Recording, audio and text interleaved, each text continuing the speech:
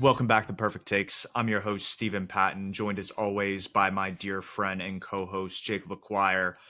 And today we get to discuss something that arguably hasn't happened in many, many years. And that's a win against a top NFC opponent this late into the year. We're talking a late November, early December game. I know we have the pleasure of beating Green Bay and Lambeau earlier in the year. Jacob, my opening question to you is like prior to that, like I'm really talking about like a game that has like playoff implications. Like I said, like the seeding aspect of it. This is like one of the better teams in our conference. Like, when is the last time that we had a win like this? Is it like Philadelphia back in 2018? That was really October. That was mid-year, so that'd be kind of like the Green Bay game. Is it Minnesota back in 2017?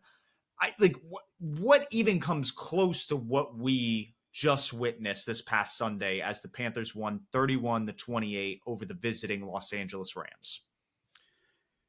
You brought up the game that I'm going to reference. It's going to be the Minnesota game in 2017. We are hosting, I think at the time they were 11-1 or they were Yep. either 11-1 or 10-1. I think it was 11-1. I was at this game. It was a joint birthday present for me and my mom. She's a Vikings fan, and they were the number one team coming into the league, into the NFC that year. And December 10th, so very late in the season, it was actually our fourth to last game. So they would have been 12-1 at the time, or 12-1 when they finished this game. And we absolutely dominate on defense. On the They final were they drive, were we 10 sat and 2 going into this 10 game. and 2. Just yeah, Gotcha. 10 All and right, 2. so I stand corrected. They were 10-2, still the number one seed in the NFC. This was Case Keenum's Minnesota Vikings, and we they missed a couple field goals, and on the final series, Case Keenum sacked 3 consecutive times, and we win that game. That was the last time that I think we've beaten a surefire number one seed this late in the year. That was December 10th. Our game against the Rams on Sunday was on November 30th, so one day away from December. We couldn't quite get there, but in that season, prior to beating the Vikings, we had beaten the Falcons, Dolphins, Jets, and Saints all in a row. And then we beat the Packers and Buccaneers before losing to the Falcons to end that season. We ultimately lose to the Saints in the playoffs that year. Last time we've made the playoffs was in 2017. This feels like how that Vikings game felt, because to me, the Rams were the surefire best team in the entire league, not just the NFC. They were rolling on offense. They had just, I don't want to say decimated the Seahawks, but forced 4 interceptions from Sam Darnold the week before, and taking care of, or 2 weeks prior, and then taking care of business on offense. We held the quote unquote MVP favorite to, I don't want to say a horrible game, but he had 3 turnovers, 2 of which were interceptions. One was a pick six where he just got, I don't want to say baited, but he just didn't see it. And then a strip sack on the final play for the Rams to win the game. I can't think of a more complete game outside of special teams, because our coverage units were terrible, but a more complete game from the offense and defense when we needed it. We haven't had the Falcons game earlier in the year. Sure, it was 30-0. That's not a real game, right? Because we just shut him out. This felt like the realest game we've played against a legitimate opponent in quite some time. The game went 163 minutes, so a little under 3 hours. Actually, a little under 2 hours and 45 minutes. At the quickest game with at least 55 points scored over the last 10 years. It's pretty crazy just how fast paced this game felt. There wasn't a lot of, I would say, like errors from like a penalty standpoint that held the game up, or injuries. It was pretty seamless start to finish. Things happened very rapidly. And what's interesting is you brought up some of the miscues. Matthew Stafford obviously tries to force one into the end zone. Derek Brown makes an excellent move to get upfield and bat that ball that Nick Scott would intercept. We don't do anything with that drive. And then literally the following Rams possession, and I wouldn't say it was necessarily got baited. He just put the ball behind Puka Nacua. You got to put that ball closer to the sideline. You put it in a position where Mike Jackson was able to make a play on it. And unlike the interception he had earlier in the year where he wasn't able to take it all the way against the Atlanta Falcons in that 30-0 game you were referring to, he actually was able to take it to the house. And so that was exciting to see him get finished there. The only knock on Mike Jackson, I think, on the day is he got absolutely blown up by Jordan Whittington on the Rams on I think like a pull around or might have been an end around run, but the Rams got like a solid chunk gain. But then you go back to Derek Brown, who obviously caused the first interception. He's the guy that has the strip sack that pretty much ends the day for the Rams after we go up. And I think this is a good point to kind of talk about just how nails the Panthers were on like third and fourth down. And you go to the opening touchdown they had with Chuba Hubbard. It's interesting. They look at what the Rams had done defensively against the Tampa Bay Buccaneers a few weeks prior on Sunday Night Football, and we're able to see kind of how the defense was aligned to pretty much take away the pass and throwing towards the sticks, and it completely negated all this space to the right side, which is exactly how Chuba Hubbard got spranked for that touchdown. So just great like film study and preparation on that standpoint. So props to Dave Canales there. And then just the gutsy and the ballsy calls on fourth down, the dime the Jalen Coker, the dime the T Mac. Like this is what we were promised with Bryce Young, is that he would be the point guard and be able to just drop it in for these playmakers. And it's like you said, this complete game that just makes you feel like you've arrived. And we've talked about it all year that this is a team that is going up and down. We win the games we're not supposed to, and we lose the ones we're supposed to win. And at this point in the year, when you're coming down the home stretch, this is where it's a game like this that I think should shift your identity as to we're a real team and we're going to start winning like one. And you know how we won on offense, especially. We played our brand. The difference between the 49ers game, aside from the turnovers, and then this game was we ran the football.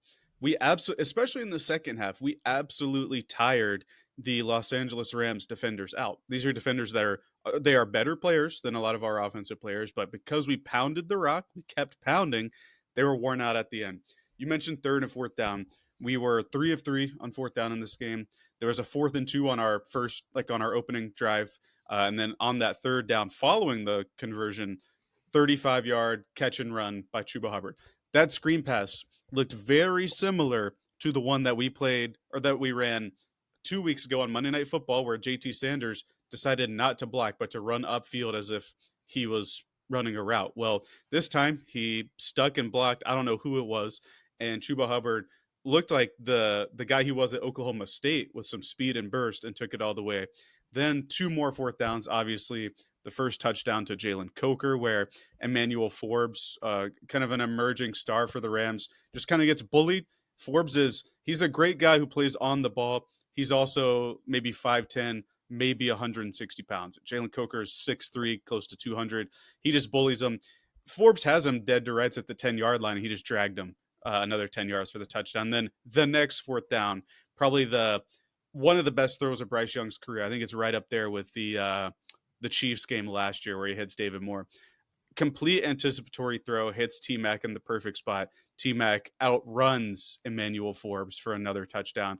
Forbes coming into this game was quite impressive since joining the Rams, and I'll let you read off how much he allowed in this game, but he was getting cooked, to say the least, by our receivers, who are all mismatches for him, right? T-Mac, 6'4", 215. Jalen Coker, 6'3", close to 200. Xavier Leggett, he's not as tall as those guys. He's about 230 pounds, so there was just nothing Forbes could do against our not Mount Rushmore. It's the triplet towers, I guess, of receivers that we have, not the twin towers.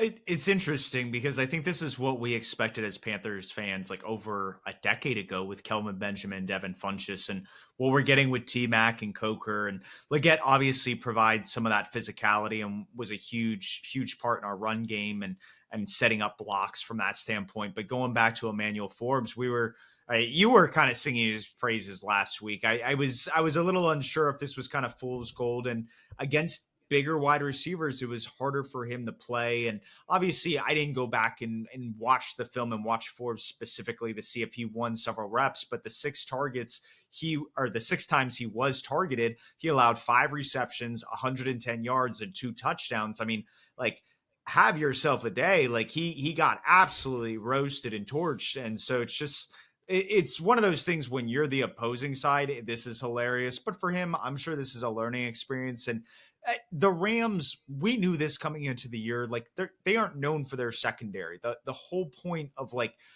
what they're known for is their defensive line, and the way our offensive line was able to step up in this game and protect Bryce. You talk about on that fourth down, the T-Mac, like he starts kind of going back and forth, and I'm worried watching this live that like he panics and we don't convert, and that's the end of the game when we've been in it all day. And sure enough, he steps up and just throws that dime, and it's just it was just things that we were promised. Because again, like the whole comparison with Bryce Young was like, oh, he's going to be very similar like a Drew Brees, like this smaller guy, but he's going to drop it in the bucket and know where to go with the football. And that's exactly what it felt like on Sunday, and that I want to continue seeing more of that. And we're going to obviously talk about that and maybe the implications of what this could look like post bye week. But like this is exactly, I think, when we were coming into the season, the game we were looking for a young quarterback that is continuing to develop.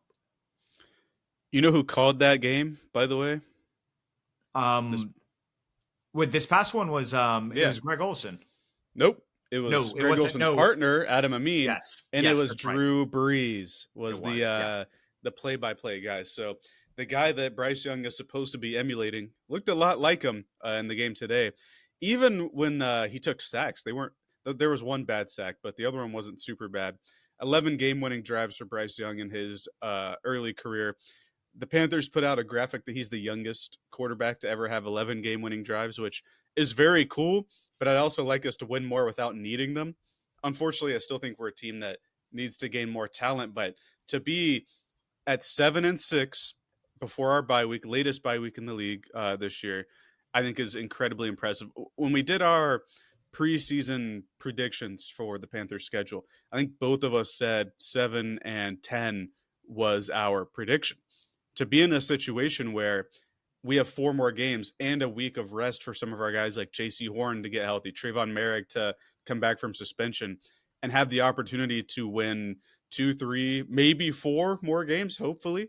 I think that's a huge step in the right direction. And just bringing it back to this Rams win, when you have a win like this and play a team like the Rams, you just feel like there's no team that you can't beat in the entire league. And I know that that's not how it's going to be every week, but getting this win, I think, was a huge step in the right direction, especially in a year where I think there are questions about Bryce Young, about Dave Canales. They've had a couple signature wins so far this season. I think with the Cowboys win, obviously Lambeau beating Atlanta in overtime, I think is impressive. And then this is the candle on top of the cake, the star on top of the tree. Now that we're in December, I think this was like the crown jewel of the legacy games that pairing has had so far. absolutely. And the way you continue that is to come out of that bye week and to beat the New Orleans Saints on the road. Like this is a team that hit you when you were riding one of these highs, coming off a pretty impressive victory, and you can't get caught lacking again. Like this is one of the situations where like at this point in the season, you kind of control your own destiny. You beat the New Orleans Saints on the road. You come back home, you beat the Tampa Bay Buccaneers. You're probably not beating the Seattle Seahawks. I think their defense is just too darn good, and I think they can do some things offensively that might put our defense in a bind. We'll see. But then I think that creates pretty much the game for the division against the Tampa Bay Buccaneers in Tampa Bay, and we obviously know how that went during the Steve Wilkes, Sam Darnold regime at the end of 2022. But you're hoping like, hey, maybe you can rewrite history, and this is where I think you have to sit down as a team and be like, we have the ability to beat everybody in front of us. Like we've beaten the Los Angeles Rams, we've beaten the Green Bay Packers, but we've also just laid some duds. And you have to be consistent and rise above and not play at the level that your opponent's at. And I think that's going to be the difference moving forward. And if that switch flips during the bye week and you go 3-1 down the stretch, like we're in the playoffs and like anything can happen because we've beaten two of the playoff teams so far. I like, why not the other ones? Like, you could go on a run theoretically there. I don't think there's this juggernaut in the NFC right now that has just put this firm grasp and hold and is just unbeatable. And I'm not trying to get ahead of myself, but I think this is kind of like how you need to think about it. And this is why I really appreciated Dave Canales kind of saying, like, and I agree with the sentiment. I think the Rams kind of peaked. They have some older guys that aren't going to be as fresh the rest of the year. That, hey, we've seen the best ball from the Rams so far. They haven't seen our best ball. And I think if you can kind of keep that as like your driving force, there could be something special cooking in December. Absolute bars, by the way, that quote. Which he said, I want to clear some things up. Some people have said that, yeah, obviously that wasn't the Rams' best ball. He told the team that before the game. Like that was their rallying message was that we've seen what the Rams can do. We've seen them at their best. They haven't seen us at our best. And then we went out and proved it without guys like J.C. Horn, Trayvon Merrick, Christian Roseboom, starting linebacker. So again, impressive win. Looking back on the season as a whole, because we're three-quarters of the way through at this point, right? We only have 4 games, hopefully more than 4 games, but 4 listed games left.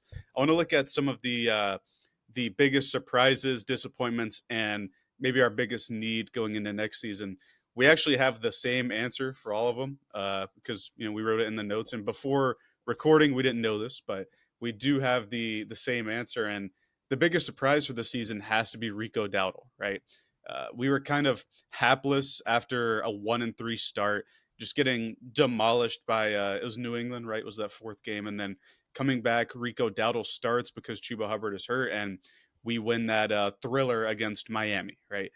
Bryce Young had a couple bad turnovers at the beginning, and then a really good end to the game. But it was Rico Dowdle who had 200 something scrimmage yards in that game. I think that was the game where he set the franchise record. And then again next week in Dallas, another 200 plus scrimmage yard game and a shootout with Dallas, who is still one of the best offenses in the league. They didn't have CeeDee Lamb at that time, but they were still firing, and we ended up winning that one. And then he kind of took the reins and ran from there. Chuba Hubbard's been mixed back in now that he's healthy, but you could never have predicted that Rico Dowdle coming into the year would have, I think he has close to 900 rushing yards already, where he's only been a starter for 6 of the 13 games he played so far. He's been a huge boost, especially when Chuba Hubbard went down. Obviously, a lot of that gets chalked up to the games against the Miami Dolphins and the Dallas Cowboys. You have these porous run defenses. And obviously, the Cowboys have made some trades over the past couple of weeks, and I think they've tightened up on that side of the ball. But we were able to hit them when they were weak. And he got banged up a little bit. I don't think he's been nearly as explosive. But like you said, when he's been given those opportunities, he has made the most of them. And I think that duo and the way that Dave Canales is learning to kind of split their carries is going to be good heading down the home stretch. I think the big thing is, and you pointed this out, is we had a lot of success running the football. And it, in the case of the Rams, their biggest strength was their ability to get after the quarterback. And I talked about how the offensive line was able to do their job in terms of pass protection, but also just like run blocking. This was a defense that we were able to run pretty successfully against. And that was nice to see. Biggest disappointment this year. I've never been the biggest fan of him. I said him and the guy that came out of FSU last year were going to kind of be busts. And I think they've proven that. And there's just an element of, I don't want to say like Kelvin Benjamin or Devin Funchess or N'Keal Harry, but like these big bodied wide receivers that they make one or two special plays in college at the professional level, and you get sold on that. And it's just the rest of their body is just And I think this just comes back to Xavier Legette. He's left a lot of plays on the field. He obviously had the really good game against the Atlanta Falcons a few weeks ago, but there's just, when you see what Jalen Coker provides when he's healthy and he's on the field, and he was an undrafted dude, I think it just goes back to show like being a route runner, being a perfectionist at that aspect of the craft, and then at the point of a catch, or at the catch point, like what Coker does is just so much better than what we see from Xavier Legette. And I think that just has to be addressed when you sink a first round pick and you use draft picks to move up and select a player of his caliber. I think the fact that our pick here is Xavier Legette, and that's like he still had an okay-ish year. I think is very good for the team. I think the disappointing thing for me isn't because I do think he's gotten better, especially from his rookie year at hitting the ball in the air or like attacking the ball in the air. It's some of the stuff like just not blocking or stepping out of bounds, and these are things that happened in week 1 against Jacksonville, and then not last week, 2 weeks ago against San Francisco, he's stepping out of bounds on crucial plays. And I think if he can get this stuff hammered down, we're going to have a good stable of wide receivers who are all, like we mentioned, big targets for Bryce Young who can do their own things. But for a former first round pick, you wanted to be a little bit more consistent. To that note, I think the team as a whole being inconsistent from week to week, I think is also disappointing. Following those two games we talked about with Dowdle, Miami and Dallas, we've lost a game, won a game consecutively. I think throughout the entire season we've done that, right? So after Dallas, we lose. I don't remember who we lost to. Um, or no, we beat the Jets and then lose to Buffalo, beat Green Bay, lose to New New Orleans, beat Orleans. Atlanta, lose to San Francisco, and now beat the Rams. I feel like the team as a whole, Bryce Young, the rest of the offense, the defense, if we can be more consistent, there aren't a lot of disappointments for this team. And that's a huge step in the right direction from a team that had the most disappointing defense ever last year. Maybe not ever because we didn't have a lot of stars on defense, but the worst defense for sure of all time last season was Panthers defense. And I think to that note, the biggest need for this team going forward has to be a true number one edge rusher, a number one pass rusher that can get after the quarterback. Despite all the good performances from our defense, especially in the second half of games, we still can't sack the QB unless it's a blitz, right? We had two in this game, Derek Brown strip sack and Lathan Ransom, a safety who was sent on a safety blitz. And I still believe we're either last or second to last in sacks in the league. So going forward, if we want to be talked about as a true contender, I think that has to be the spot that's upgraded the most. And that's to say, or not to say that Nick Scorton and Princely Umar Mielan have been bad so far. I think Nick Scorton's easily our best edge rusher, but we're still lacking that true number one guy. And he may develop into, I think, a 1B, 2A kind of guy. And that's what you want from Nick Scorton. It was a second round pick that you had a first round grade on. He's stepping up into a starter role, which is a really good floor for a rookie. When you look at the rest of the defense, this is a below average unit. They're still figuring things out. Like you said, I think really the strength of this defense is they tighten up in the second half. They don't allow a lot once they make their adjustments, but it'd be nice to see obviously more turnovers and you making more plays in the first half and not allowing as many points. And so I think fixing the linebacker room and getting some more guys in the secondary is going to be huge. The investments over the past two off season in the trenches have paid off, and you want to keep seeing growth. So like with the offense, Carolina, they go out and they draft T Mac after investing the offensive line, investing a first round pick in Xavier Legette, lucking out on finding Jalen Coker as undrafted guy, and it's stuff like that where it's like, okay, maybe the first round you do find your edge rusher and then you're able to find linebackers and then still fill some holes throughout the roster. But this is a point where you can look back and go, you're trending in the right direction. Like this is where you want to be based on like where Dave Canales and Dan Morgan started. And it's just all about just being more consistent now because clearly the product on the field is there. It's just you got to put it out more consistently for the fans to get behind it because this up and down, it's going to get annoying really fast if keeps continuing. Yeah, and hopefully it won't continue because we have a bye week, so maybe we can take our quote unquote loss this week and string some wins together after the bye. We have four more games, right? Three of which are against the division. We go to New Orleans after this week, host Tampa, host Seattle, then go to Tampa Bay for the ultimate game of the season or the final game of the season. Well, it's so weird, right? Because we control our own destiny with those three division games, but New Orleans has already beaten us. So I feel like you have to, like you said, like Dave Canales alluded to, take every week, 1 week at a time, and take what's in front of you because they already punched us in the mouth. We have to take care of business and go win this game, not only for bragging rights and revenge purposes, but to continue to string wins together. How has New Orleans looked to you since Tyler Shuck took over? Because I know we lost that game, But since that game, I think New Orleans has looked quite poor in the two games following their win against Carolina. I mean, he makes some throws. He misses others. I haven't looked too far into the Miami game. I remember them kind of getting in position to tie it up, and then the 2 point Minka Fitzpatrick kind of flipping the script there. And like it, you hate to see that kind of stuff, but then you watch kind of what happened on Sunday Night Football with like Marcus Mariota and Nick Bonito like tipping that passes. Things happen in a couple split seconds, and obviously the Saints aren't there as a group.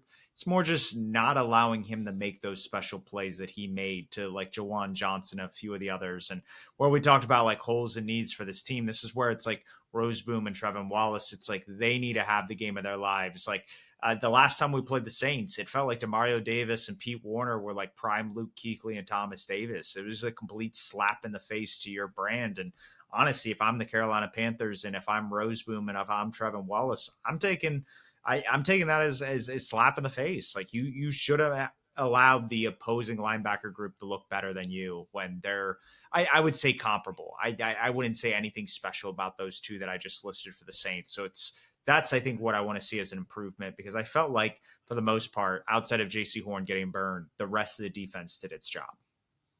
Yeah, I was gonna say their corner one played markedly better than ours did in that game.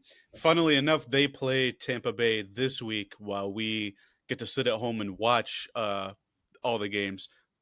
You have to root for them to win this week. I don't think that they will beat Tampa Bay. But then following that, we play Tampa Bay. Tampa Bay still has 4 division games, but we still have 3. And in terms of we got to get them back for what happened last game or last time, Tampa Bay blew us out of the stadium the last time we played them. That was in Tampa Bay. And then the game in Carolina came down to overtime, and that was the infamous Chuba Hubbard fumble in overtime game, which set up their game winning field goal. I think Tampa has a very easy remaining schedule. They're getting healthy at the right time, but so are we. And I think that if we want to take the next step as a serious franchise, as a hopeful wild card slash division winner, this is a game you got to win. And I think Carolina will be as well equipped as they can be in this game. But it's certainly going to be maybe not a shootout, but a very close game. I think the first Tampa game. And so it's coming out of your bye. It's like you want to win those two because at that point, the Seattle game, it's you want to be competitive. Obviously, Dave Canales, Dan Morgan have I want to say stake in that matchup because they came from there. They don't want to necessarily like lose face or get mopped. But then it really comes down to that matchup when you go to Tampa Bay, and I think it's just exercising that demon. It's like and it would be very hard to not only beat Tampa Bay at home, but then to beat a team like that has won the division as many years because it's what like 4 or 5 years in a row. It seems like the Bucks have won because it's like 2 with Baker. I think it was a few with Tom Brady. I think the 1 year obviously New Orleans won the division, but however long the streak has been, it's impressive right now. And I think to end that would be very special for Bryce Young and the Carolina Panthers. And I think a where you said like the candle on the cake or it kind of like this finishing touch that the Rams performance was winning the division. I think would really kind of cement like kind of this regime like hey, we're here to stay, we're building something special, like allow us to build our brand of football. And that's I think what we're missing. And like you said, going back to keep pounding and running the football and leaning into that and leaning in the offensive line that they built, like it's those things that I think have kind of made football again here in Carolina. Certainly fun again in Carolina. Uh, you're talking about this would be the 5th year in a row that Tampa wins if they win. Their Super Bowl year, they didn't win the division. The Saints won it, but then Yeah, Tampa that's went yeah. on the run in the playoffs. So it feels like a very long time. Wouldn't it be so, I don't know, poetic, romantic, whatever you want to call Yeah, it? that's That, the yeah, romantic was the romanticism. Yeah, of it. wouldn't it be so romantic if, in order for the Panthers to get back to the playoffs, get back to a winning season, they have to go through and exercise Baker Mayfield in Tampa twice and Sam Darnold in Seattle? Like the two, not ghosts that haunt the past year franchise, but two of the key factors and parts of the decisions being made over the last half decade that put the Panthers in the hole, that turned them into the Browns for quite some time. It's just having to beat those two would be not special, but it would just be a good story and a good exclamation point on this season. I don't want to get ahead of myself. Poetic justice. It would, Poetic because justice. Yeah. you're exercising, because it's those demons. It's like Mm-hmm. your past that has haunted you. It's like the Jets, the Browns, they haven't been able to do this kind of stuff, but it's like you have the opportunity to do it. Like, seize it. Like, this is yours. Like, there's no reason why not you, because like everything we've seen up to this point, like you went to Green Bay. Like, maybe you have to do that again in January. Can you repeat that? You did it once already. It's like those kind of things where it's like the proof is in the pudding. Just put it together. That's a perfect way to put it. Especially even if we fall short of winning the division. And again, I want to stress that winning the division is not an easy feat and probably won't happen. Like, the odds are very, very low. But if you're able to achieve a winning record, even get to 8, we haven't had 8 wins since, what would it be? 2018 was the last time we had 8 wins. Close to a decade. The last time we made playoffs was 2017. I think we had 12 wins that year. Even to just 11. take that, you're right, 11-5, because we we lost to the Saints twice that year. Hopefully, we can redeem that this season. I don't know. It just feels like we're heading in the right direction. It feels like the right pieces are here. We just got to play our brand of football and execute. And with that in mind, we're getting into takes territory, perfect takes territory. We don't have a game this week, so there's not really a take for me, or like I can't stake my claim with anything Panthers related this week. So I'm looking through some of these matchups here, and one that sticks out to me is the Thursday game between Detroit and Dallas, the two teams that always play on Thanksgiving. I think Dallas is going to not only win this game, it's in Detroit, by the way. I think Dallas is going to win by, we'll call it double digits, so 10 or more. I really think that Dallas is well equipped to deal with the Detroit Lions. I think they're on kind of a downturn. Amon-Ra St. Brown had kind of a nasty injury on Thanksgiving, so we don't really know the status of if he's going to be available for this game and going forward. But I think Dallas is going to really take the step. I don't think they're going to make the playoffs or anything with that weird tie situation that they had, but maybe proving Jerry Jones right just a little bit with the defensive additions, with Overshown coming back. Maybe Dallas will turn the page and have a winning record this year. But I think this is the start of it. I think they're going to beat Detroit by 10 or more. Wow. What a 180. The Dallas Cowboys look legit.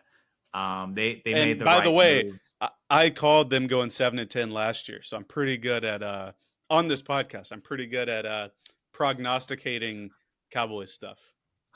Yes, but I feel like going into this year, obviously, I think it was prior to the Micah Parsons stuff happening, but like I think like swapping him, getting Quinnen Williams, fixing the run defense, just being a different defensive unit paired with the offensive juggernaut that they are is like a perfect blend, and it's Getting worked out Pickens for them. was really the key to Yeah, this, I think. 1,000%, because like early on in the year, especially with CD Lamb outs, like he was your star wide receiver, and then you still had Ferguson involved, and I like that take. I like the Lions though, and this is, I believe, still in Detroit, so I think it's going to be a Correct. shootout.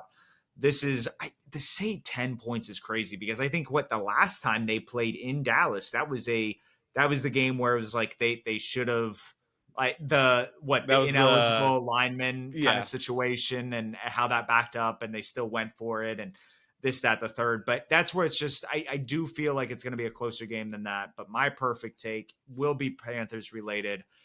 JC Horn, we saw him literally on Monday Night Football.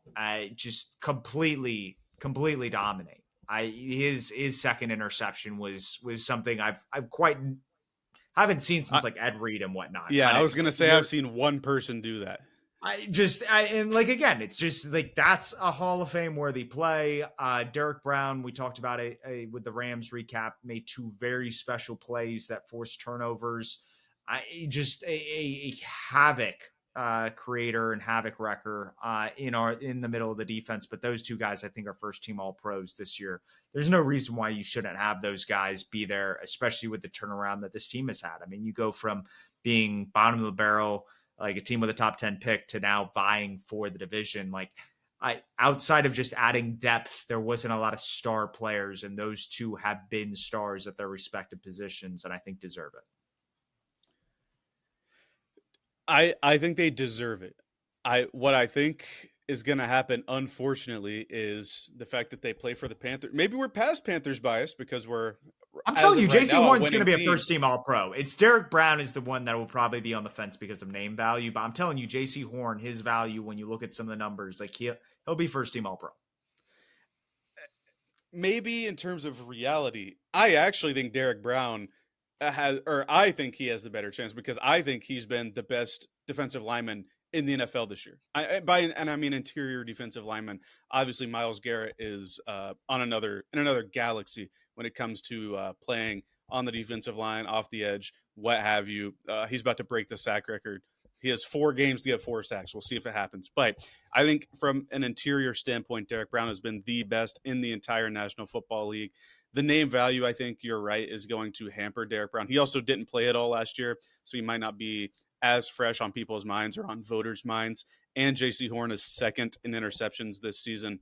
But I really like this. I hope both of them get first team All Pro. But if I had to pick one, if I were a voter between these two, I would certainly pick Derek Brown. But we'll have to see. Hopefully, we can get more recognition now that the Panthers are playing winning football. I think that's going to do it. Do you have anything else? No, We'll that's have it for to me. for next week, because we kind of outlined the previous game this week. We'll have to maybe shift back into a little more of NFL mode, talk about some of the games before we get into the in-depth preview of the New Orleans Saints matchup. But until then, you can find us on Twitter, YouTube, Apple Podcast, Spotify, wherever you get your content.